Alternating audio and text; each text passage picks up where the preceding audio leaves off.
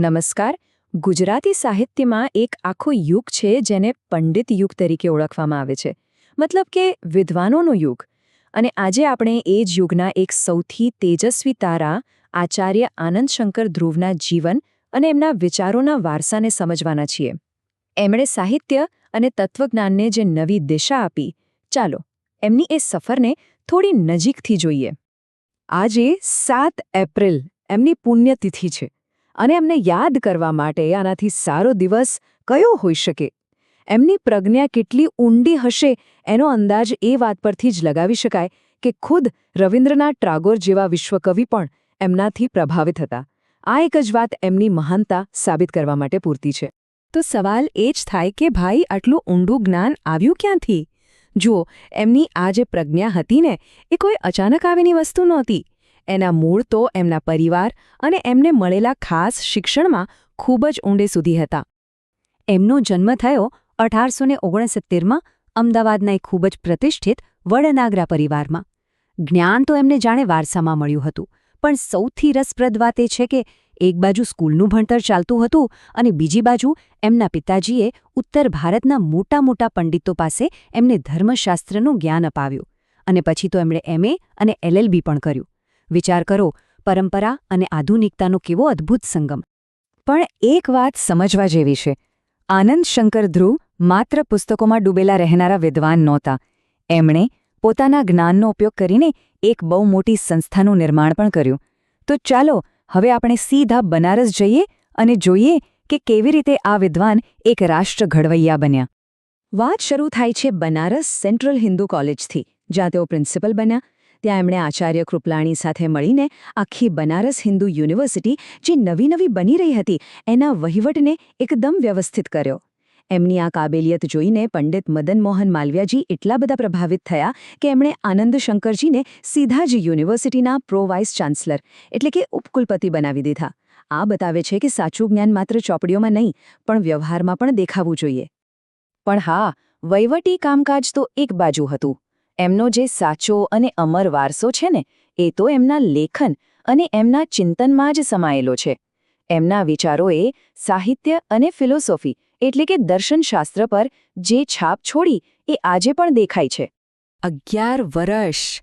આ કોઈ નાનો સૂનો સમયગાળો નથી. આટલા લાંબા સમય સુધી એમણે વસંત જેવા પ્રતિષ્ઠિત સામયિકનું સંપાદન કર્યું. આ મંચ પરથી એમણે એ સમયના આખા સાહિત્યિક જગતને એક નવી દિશા આપી. અને ગાંધીજી જેવા મહાનુભાવો સાથે પણ એમના ખૂબ સારા સંબંધો બંધાયા હતા. એમની સાહિત્યની સમજણ કોઈ એક જગ્યાએથી નહોતી આવી. એમણે પૂર્વના અને પશ્ચિમના બંનેના શ્રેષ્ઠમાં શ્રેષ્ઠ પુસ્તકોનો ઊંડો અભ્યાસ કર્યો હતો. અને એની અસર એમના પુસ્તકોમાં દેખાય છે. જેમ કે સાહિત્ય વિચાર અને કાવ્યત્વ વિચાર જેવા પુસ્તકો સાહિત્ય વિશેની એમની ઊંડી સમજ બતાવે છે. તો બીજી બાજુ આપણો ધર્મ અને હિન્દુ ધર્મની બાળપોથી જેવા પુસ્તકો એમના ધાર્મિક ચિંતનની ગહેરાઈ બતાવે છે. હવે એમના આખા ચિંતનનું જે કેન્દ્રબિંદુ હતું એ હતો એક શબ્દ: સમન્વય દૃષ્ટિ. પણ આ છે શું?